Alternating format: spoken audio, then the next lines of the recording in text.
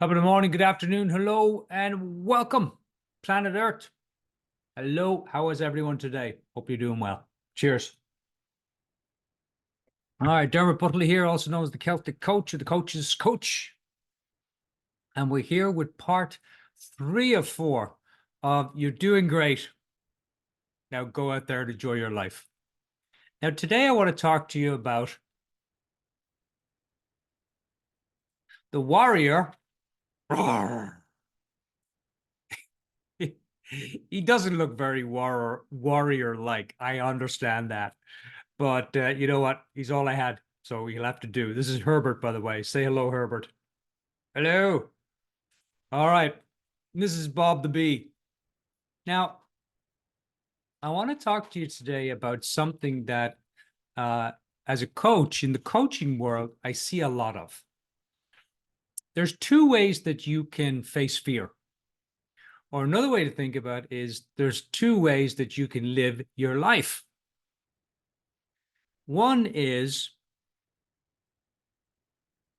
you take it on like a warrior. Yeah, I'm going to crush this. I'm going to do this. I'm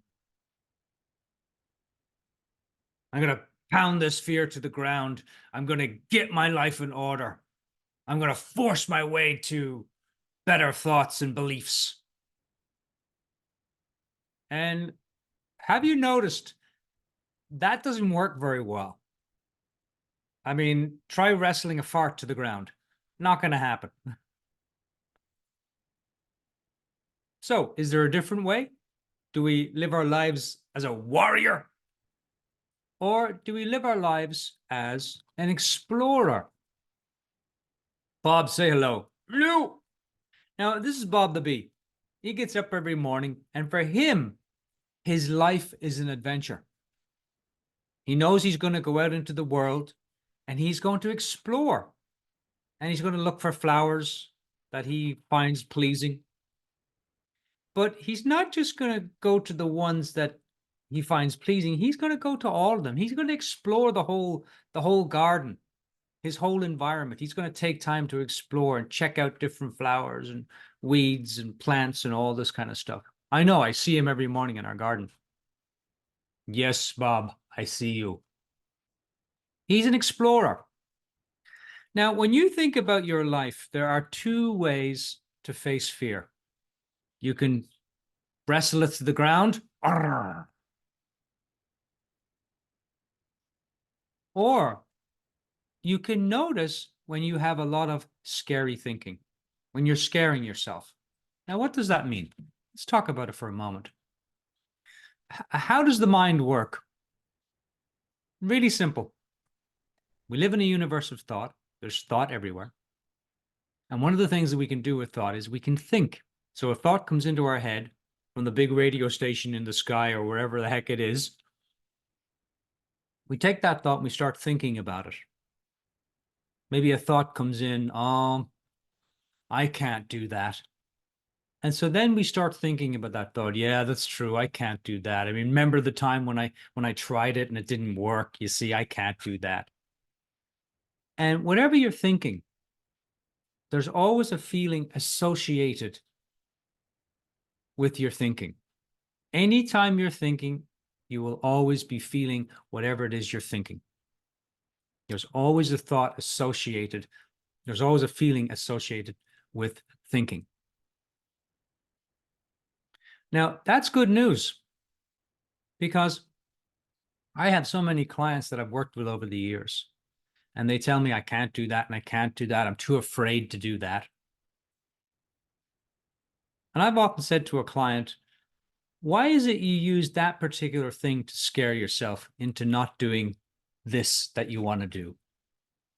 Give you an example in my own life. Anytime things are going sideways. I grew up in an environment where money was, the only exercise I got was running out of money. The only place I could find money was in the dictionary, It wasn't something to be ashamed of, but it was an inconvenience. And so I grew up with a lot of thinking, beliefs, which is just a thought you keep thinking and believing around money. And so when I get scared, where I go is money. Oh, now what if this? If I risk this, maybe I'm risking a lot of money. And so I will use money as a way to scare myself. Now, you can use anything. If you think about your life and you think about some of the things that you worry a lot about, by the way, fear is more about feeling alive than it is feeling scared. When you jump out of an airplane or you do something you've never done before, that fear is actually the feeling of alive. What we call fear is actually worry. It's actually anxiety. And so, what is it you scare yourself with? Is it money? Is it weight? Is it relationships? Is it beliefs about something? Can't do this. I'm not that kind of a person. I'd love to live a great life, but no, it's not for me. I'd love to do this big thing over here, but I'm too scared. Why are you scared? Oh, I'm scared of it not working out. So you scare yourself with all this thinking of not working out. Now, everybody has a flavor. My coach said to me for years, said, Dermot, everyone's got a flavor. Everyone's got something they scare themselves with. Now, are there real dangers? Yes. Of course, clear and present danger, absolutely. But besides that, most of the time we spend the time scaring ourselves with some kind of thinking about something. And that stops us from living a great life. I often tell my clients the only risk in a risk is a feeling. People say, oh, I can't risk that. That's too risky, Dermot. Ooh. And I say to them, what are you risking? And they go, what do you mean? I said, you just said that it's really scary and that it's too much of a risk. What are you risking? Oh, what if it doesn't work out, Dermot? How many people listening scare themselves with the thinking, what if it doesn't work out? By the way, anytime you say what if, you're already in scaring yourself land. You're already in scaring myself with scary thinking land. What if? What if it doesn't happen? What if it does happen? What if I don't get it right? What if I don't get it wrong? What if this happens? What if that happens?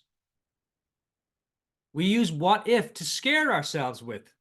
How many people listening use what if to scare themselves? Yeah, because 99% of the time, what you're scaring yourself about never comes true. And when clients start to realize that the only risk they're risking in a risk is just a feeling. The only thing you're ever really risking is a feeling. Unless you're jumping out of an airplane or doing some, really dangerous thing. But for the majority of us, who are on the ground, living life, the only risk that we ever risk is feeling bad, feeling guilty, feeling terrible. What if they say no? What if they say yes? What if they judge me? What if they, get rid of me, ignore me? We're only ever risking a feeling. And you know what? That stops us from living a great life. A feeling stops us because when I ask clients, what's stopping you from doing this? You really want to do it. Oh, I really want to do it, Dermot. Well, what's stopping you? Oh, what if it doesn't work out? Maybe now's not the right time. I don't really know if I have the capabilities. Well, I'm not sure about this if it's going to work out. We scare ourselves with our own thinking. Crazy, but that's what we do.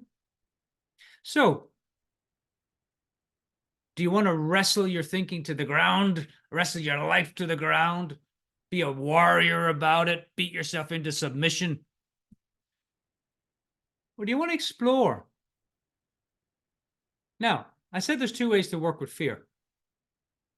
One way is to force yourself to think differently or to do something differently. I have to change this. I have to do something with all my thinking. But the explorer investigates. The explorer explores. And when it comes to a lot of scary thinking or facing your fears, the best way is just to notice. The explorer notices. That's why they explore. The warrior does action. But in this case, I'm going to invite you for just a day to be an explorer with your own scary thinking. Think about it. What do you have? What's one thing you'd love to do with your life that if you were doing it, it would create a great life? What's one thing you'd love to do or be or create or have or experience? What's one thing that you'd love to experience? Now, for just today, notice when all the fear comes up. Notice when you start scaring yourself with what if, but, just notice, hey, right now in this moment, I'm scaring myself with all this scary thinking. That's powerful. When you see your own thinking, when you start looking at that, when you start noticing it,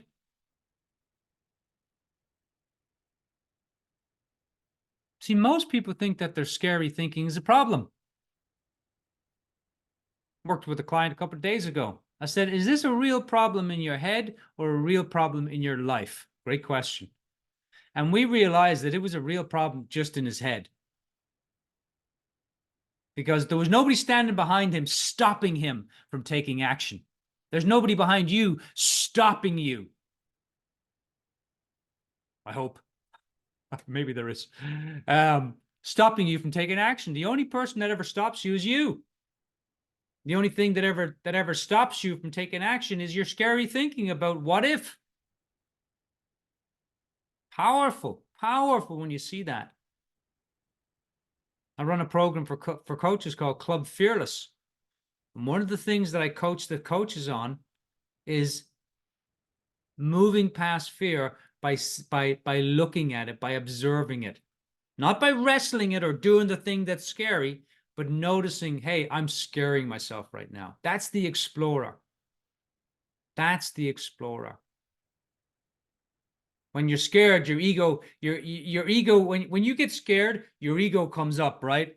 And says, and gives you jobs that you can't do, like controlling the universe. Oh, that's a really big job. I can't do that. How about controlling every part of my life? When your ego is scared, when you're scared, you'll go to control because we think, let's control something. That's a way to feel safe. But the only thing you're ever controlling is not feeling. Oh, well, if I control my life, then I won't feel afraid. If I control my life, then I won't feel judgmental about myself. When I control my life or my environment, I won't feel sad, mad, angry, disappointed. Fill in the blanks. So your question for the week: when is your scary thinking a problem? If the only risk you're ever risking is a feeling, by the way, that's true. That's the only thing we're ever risking. Then when is your scary thinking a real problem? Most of the time, your scary thinking is just a real problem in your head. It's not a real problem in your life, unless there's a real clear and present danger. So for the next week or so, I do these videos every month, every Monday. Just notice when you're caught up in a lot of scary thinking.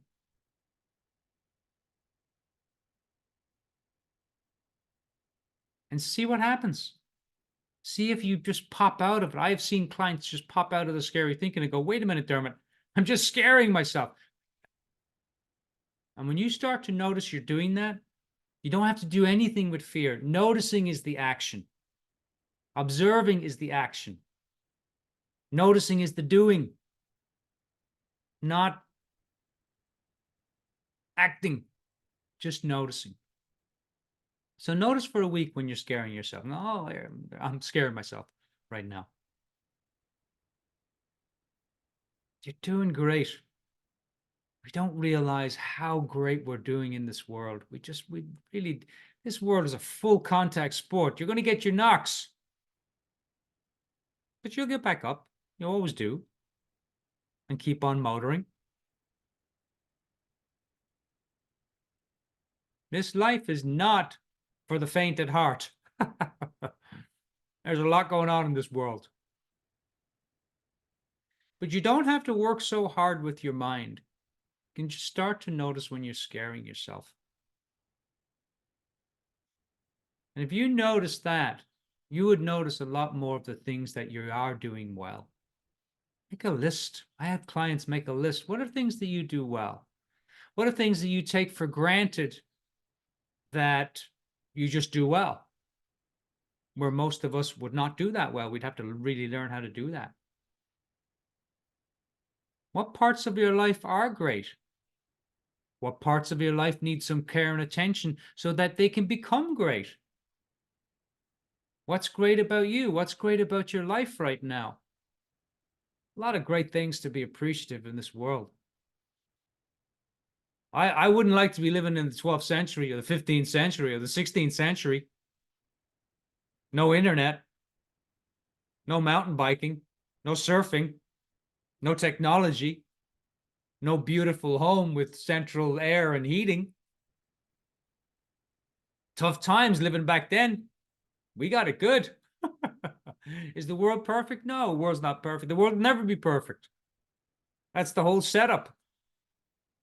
It's not perfect so that we can see where we need to grow and where we need to let go. So go out there. Say to yourself today, I'm doing great. I'm going to go out and just for today, I'm going to go out and enjoy my life. I don't care. It's not perfect. Your life doesn't have to be perfect in order for it to be fun. Your life doesn't have to be perfect in order for it to be adventurous. Your life doesn't have to be perfect in order for it to be meaningful. Go out there and enjoy your life. And we'll see you in part 4. Okay. All then. Think big, have fun, stay curious. I'm the Celtic Coach. Cheers.